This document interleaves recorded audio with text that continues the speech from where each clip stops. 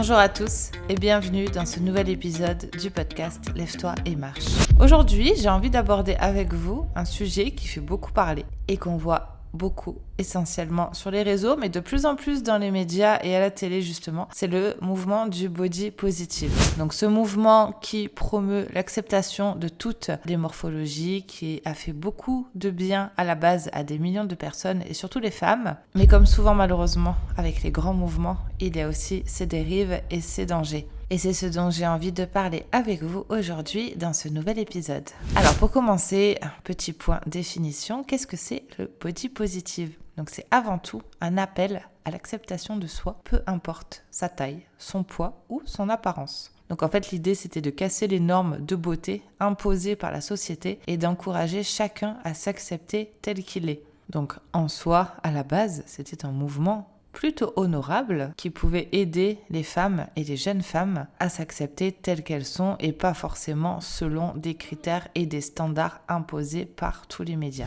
Au démarrage, le body positive, ça a été initié par des icônes de la mode comme notamment Tess Holliday ou Ashley Graham, qui sont donc des modèles grande taille. Donc ça a permis en fait à ce moment-là à des millions de personnes de se sentir représentées, voire même validées dans leur corps dans ce milieu-là. Bon, évidemment, le body positive ne s'est pas limité au domaine de la mode. Ça s'est très vite popularisé sur les réseaux sociaux et les médias, et ça a eu un réel impact sur la santé mentale de millions de personnes. En soi, c'était adopter une attitude bienveillante envers son corps, avec potentiellement une réduction des risques de troubles du comportement alimentaire et de comportements obsessionnels compulsifs envers sa propre apparence. Du coup, quel a été le rôle des réseaux sociaux dans la diffusion de ce mouvement du body positive ? Donc ils ont évidemment joué un rôle majeur dans la diffusion de ce mouvement. Aujourd'hui, on voit des millions de comptes qui prônent l'acceptation de soi et de toutes les morphologies. Mais malheureusement, comme toujours sur les réseaux sociaux,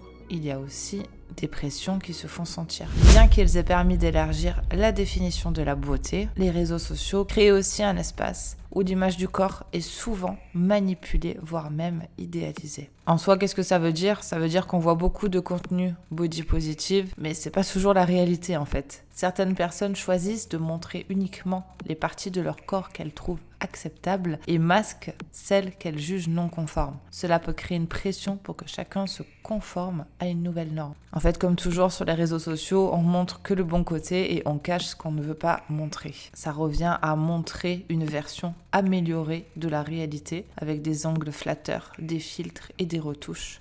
Un petit peu paradoxal pour un mouvement qui prône l'acceptation de soi. Surtout que de nos jours, les célébrités et les influenceurs, de plus en plus, ont un pouvoir énorme en matière de définition des standards de beauté. Et évidemment, certains en abusent de ce pouvoir pour diffuser des messages très contradictoires.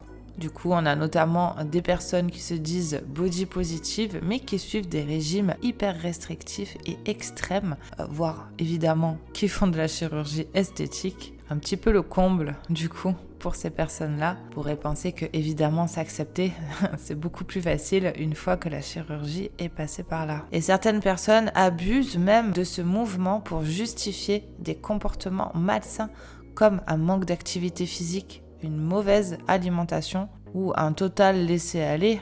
Quand on voit des personnes en obésité dire qu'elles se sentent bien dans leur corps, qu'elles s'acceptent telles qu'elles sont et que leur corps est en pleine santé, là on part sur des dérives qui n'ont vraiment aucun sens. Accepter ses imperfections, c'est une chose, mais mettre en danger sa santé à moyen et long terme, c'en est une autre.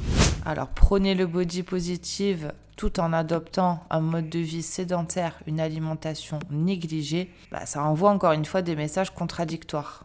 Et après, certaines personnes peuvent même penser qu'être en bonne santé, en ignorant les conseils de base en matière de nutrition et d'activité physique, c'est être body positive. Négliger sa santé, ça n'ira jamais de pair avec l'acceptation de soi. À la base, c'était un vrai tremplin vers une meilleure acceptation de soi. Et s'accepter, au final, ça permet d'être en meilleure santé générale, autant mentale que physique. Il y a tellement de pression sur le corps, le culte du corps parfait, essentiellement pour les femmes de nos jours. Il ne faut pas oublier que nous sommes tous différents. Nous avons tous nos qualités, nous avons tous nos défauts et surtout nous avons tous nos particularités physiques. Ces marques qu'on qualifie souvent comme des défauts les vergetures, la cellulite, les cicatrices, ce sont simplement les marques de notre vécu. Personne n'a le corps, le visage, peu importe la zone du corps, complètement lisse.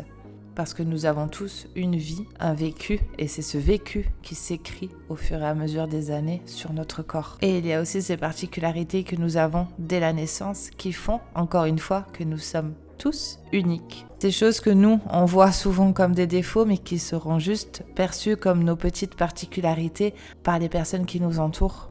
Se focaliser sur quelque chose et le voir de façon négative ne fera qu'amplifier le fait de le voir négativement et on ne verra plus que ça. Et c'est ce qui va déclencher un complexe en fait. Alors que les personnes qui nous entourent, la plupart du temps, ne le verront même pas, tout simplement parce qu'ils nous voient dans notre ensemble en tant qu'individu et pas uniquement comme quelqu'un qui a de la cellulite sur les fesses, des vergetures sur le ventre ou un œil qui va dire coucou à l'autre. S'accepter tel que l'on est, c'est important, tout simplement parce que nous sommes ainsi.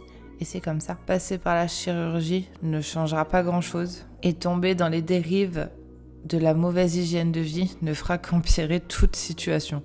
Donc trouvez un équilibre entre les deux. Faites les choix pour votre santé, pour votre bien-être, mais des choix en accord avec vous-même. Prenez toujours des décisions qui vont respecter votre santé, votre équilibre, mais surtout vous-même, votre corps dans sa globalité. Et surtout, n'oubliez pas une chose, le contenu que l'on consomme sur les réseaux, tous les jours, tout le temps, finit par nous matrixer le cerveau en réalité. Donc choisissez les personnes que vous suivez sur les réseaux et faites le tri des personnes toxiques qui ne vous apportent pas de positif.